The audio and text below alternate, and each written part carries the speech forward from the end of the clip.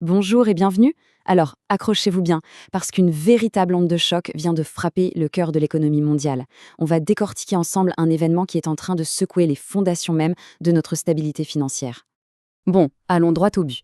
C'est une nouvelle absolument sans précédent qui a secoué le monde de la finance. Et ça, ça concerne l'institution économique la plus puissante du globe. Et oui, c'est du jamais vu. Vraiment. En plus de 100 ans d'existence, jamais, au grand jamais, un président en exercice de la Réserve fédérale n'avait été visé par une enquête pénale. Et aujourd'hui, c'est le cas. Jerome Powell se retrouve en plein dans le viseur de la justice. Alors là, évidemment, ça soulève tout de suite une question cruciale. Parce que pour expliquer cette décision, qui est quand même extraordinaire, on a deux récits, deux histoires qui s'affrontent et elles sont complètement opposées. Alors, quel est le véritable enjeu de cette enquête? Parce qu'officiellement, il y a une raison bien précise.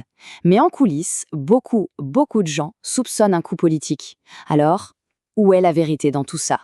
Voilà les deux versions. D'un côté, il y a l'accusation officielle. On reprocherait à Powell d'avoir menti au Congrès sur les coûts de rénovation, des rénovations qui se chiffrent en milliards de dollars. Et de l'autre côté, il y a le soupçon politique. Tout ça ne serait qu'un prétexte. Un prétexte pour mettre la pression sur la Fed, la forcer à baisser les taux d'intérêt. Une idée, on s'en souvient, martelée par l'ex-président Donald Trump. Le but du jeu, ce serait quoi alors? Eh bien, peut-être de discréditer Powell, de le pousser vers la sortie pour mettre à sa place quelqu'un de, disons, plus aligné sur les objectifs du gouvernement. On est bien au-delà d'un simple désaccord là. Certains économistes parlent carrément de la politisation de la monnaie.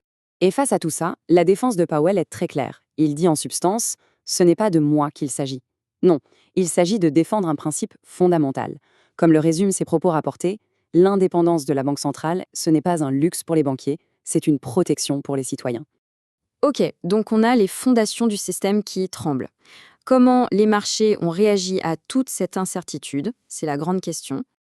Eh bien, la réaction, elle ne s'est pas fait attendre, elle a été immédiate.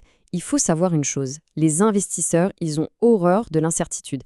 Et là, cette enquête, ça a été comme une bombe, un véritable séisme sur les marchés financiers. On a assisté à un réflexe bien connu dans ces cas-là, la fuite vers la sécurité. Concrètement, ça veut dire quoi? Les investisseurs se sont débarrassés de leurs dollars en masse pour se jeter sur des valeurs refuges. L'exemple parfait, c'est l'or, dont le cours s'est littéralement envolé. Et ça a touché tous les actifs. Le dollar américain, il a plongé, parce que la confiance dans les institutions américaines s'est effritée.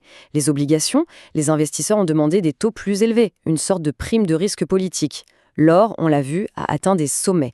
Et même les crypto-monnaies, comme le Bitcoin, ont vu leur intérêt grimper. Toutes ces réactions, en fait, elles racontent la même chose, une perte de confiance massive et généralisée. D'ailleurs, il y a une phrase d'un trader parisien, un vétéran des marchés, qui résume parfaitement le choc ressenti. Il a dit « Si la Fed tombe, tout le monde tombe avec elle. C'est le dernier ancêtre de la confiance qui est attaqué. » C'est fort, hein? Mais attention, il ne faut pas croire que c'est juste une histoire américaine. Non, pas du tout. Les ondes de choc, elles se propagent bien au-delà des frontières des États-Unis. On les ressent dans toutes les grandes capitales financières du monde. Il faut bien comprendre une chose. La stabilité financière mondiale dépend énormément d'une Fed américaine qui soit à la fois prévisible et indépendante. C'est la pierre angulaire du système. Et c'est pour ça que de Francfort à Tokyo, toutes les banques centrales ont les yeux rivés sur Washington, avec une anxiété qu'on peut presque toucher du doigt. Parce qu'une crise à la Fed, ça menace directement d'autres économies. En Europe, la Banque centrale européenne redoute que ça ne donne des idées d'ingérence politique sur son propre territoire. Quant aux marchés émergents, ils sont particulièrement vulnérables. Ils créent une fuite massive des capitaux, des investisseurs qui iraient chercher des endroits plus stables. Et en fait, au-delà de l'enquête, des marchés qui s'agitent, cette crise nous force à nous poser une question absolument fondamentale. Au fond, qui doit contrôler notre monnaie? Et au cœur de tout ce débat, il y a ce concept, l'indépendance de la Banque centrale. Qu'est-ce que ça veut dire, concrètement? C'est le principe selon lequel les grandes décisions sur la monnaie doivent être prises loin des pressions politiques du moment pour viser la stabilité sur le long terme. C'est là qu'on arrive au cœur du conflit. La question c'est, qui est le plus légitime pour décider de la valeur de notre argent? D'un côté, on a ce qu'on appelle les technocrates. Ce sont des experts, ils ne sont pas élus, et leur mission numéro 1, c'est la stabilité des prix sur le long terme. De l'autre, on a les politiques. Eux, ils sont élus, et leurs décisions peuvent être influencées par des objectifs à plus court terme, comme la croissance avant une élection par exemple. Alors, peu importe comment cette enquête se termine, une chose est sûre, Un tabou a été brisé. Est-ce que c'est un test majeur pour nos démocraties ou est-ce qu'on est en train d'entrer dans une toute nouvelle ère pour la monnaie?